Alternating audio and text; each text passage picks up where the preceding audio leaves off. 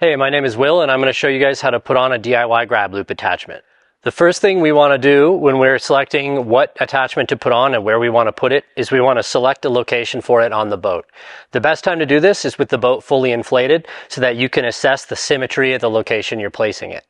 If you want to place more than one attachment, you want to be mindful of where your boat panels begin and end, and you want to try to get equal measurements between each location.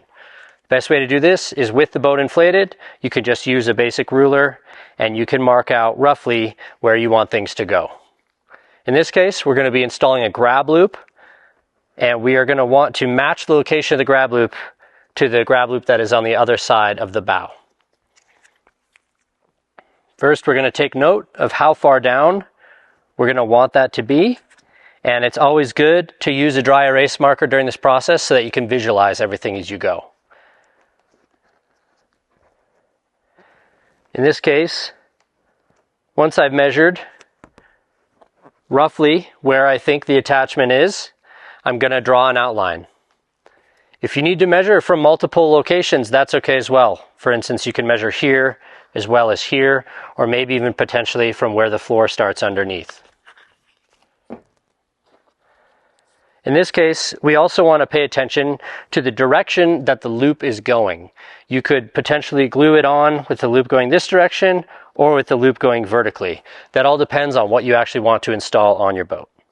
In this case, we're looking for a bow line configuration, so we're going to install the grab loop horizontally so that if we were to tie a rope through each of these 4 points, everything would come together nicely. Now I'm just going to use the dry erase marker and I'm going to mark a basic outline.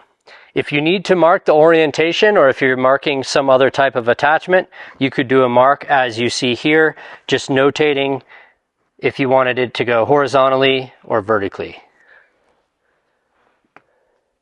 Once you've done that, you can always use your ruler and double check.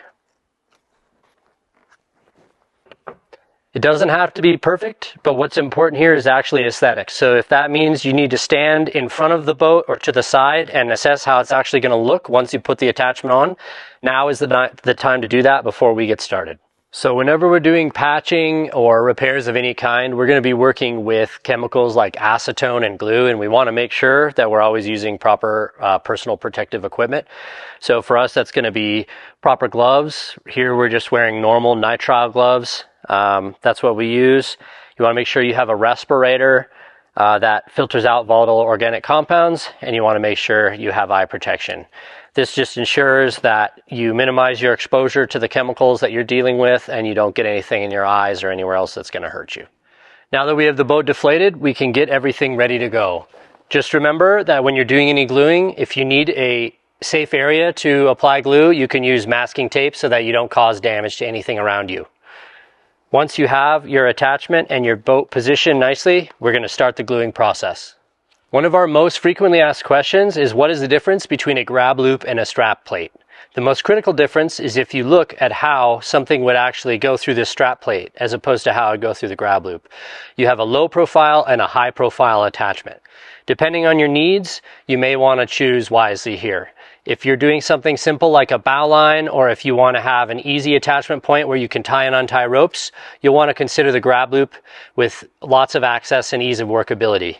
If you're trying to attach something where you are considering security and entrapment hazards, you might want a lower profile attachment that's going to sit flush to the boat so that when nothing is in it, you don't have any additional snag points. For the purposes of this, we're going to go ahead with the grab loop.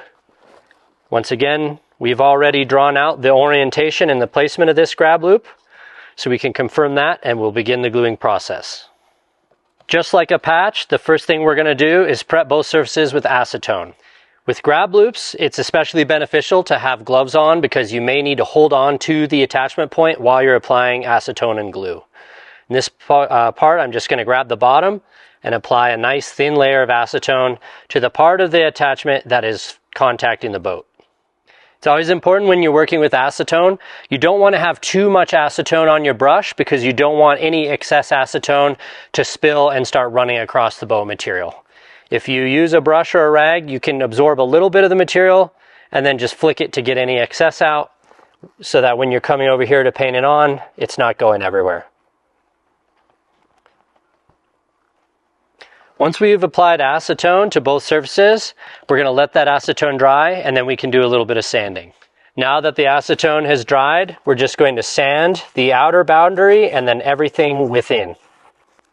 You want to make sure that when you're sanding and gluing that you have a nice flat surface to push against, so that when you're doing this part of the work, you're getting a nice uniform application of the sandpaper as well as the paintbrushes for the glue. You don't have to remove all of the coated material, you just have to remove the sheen. You can see here it's gone from shiny to matte. That's all that's necessary. You don't have to go all the way down to the nylon fibers. Once you've sanded the boat, grab your acetone brush and just do another pass. This just cleans off any sediment that you may have worked up from using the sandpaper. And now we're ready to glue. We always recommend using a polyurethane based glue. So in this case, we recommend Clifton urethane or Stay Bond. I'm going to take my adhesive and we're going to apply a layer to the boat and to the attachment. On the boat, it's easy to go from the outside in, ensuring that you start the application of the glue from beyond the marked boundary that you created with the marker. This ensures that you have a little bit of flexibility with positioning, and it makes sure that glue has been applied consistently across the entire area. If you're using a grab loop attachment like this, it can be tricky, but the easiest thing would be just to hold it. And again, we're just going to apply adhesive to the underside. If you need to, you can use the area of the table that you put Scotch tape down on, or masking tape, and you can actually start on the patch and then paint off onto the masking tape. By doing this, you're ensuring that the adhesive is traveling all the way to the outer edge of the attachment that you're about to put on. Now that we have a layer on both the boat and the patch, we're going to wait at least 5 minutes until the patch and the boat appear to be completely dry. Now that our first layer is dried, we're going to go ahead and apply a second coat. Now that we have our second coat on, again, we're going to wait at least 5 minutes until it looks like the glue has dried up visibly and even to the point where it is actually dry enough to touch. Now that we've let the patch rest for at least 5 minutes and it is nice and dry to the touch, we're going to go ahead and position it where we want it to be on the boat. Once we feel like we have it in a good location, and pay attention to the orientation of the grab loop itself, go ahead and use your fingers to try to spread the patch onto the boat and get any air bubbles out from underneath.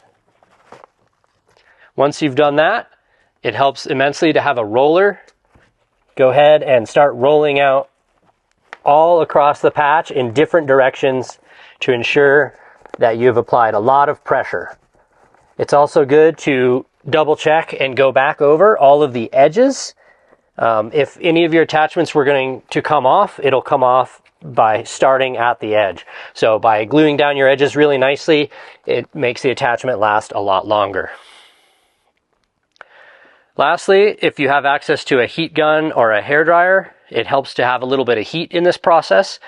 You only need to reach about 200 degrees, so it doesn't have to be crazy hot, but the heat will help the bond strengthen.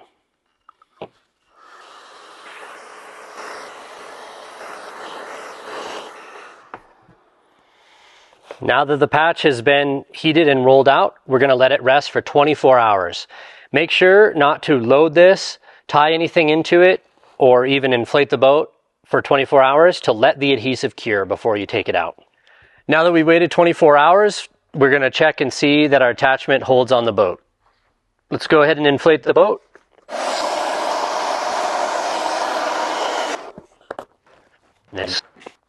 Now that we have the boat inflated, you can use your fingernail to go around the edge of the attachment and try to make sure that you don't have any spots where you missed glue. If you can't get your fingernail underneath anywhere, just give it a nice tug. Looks like you're good to go.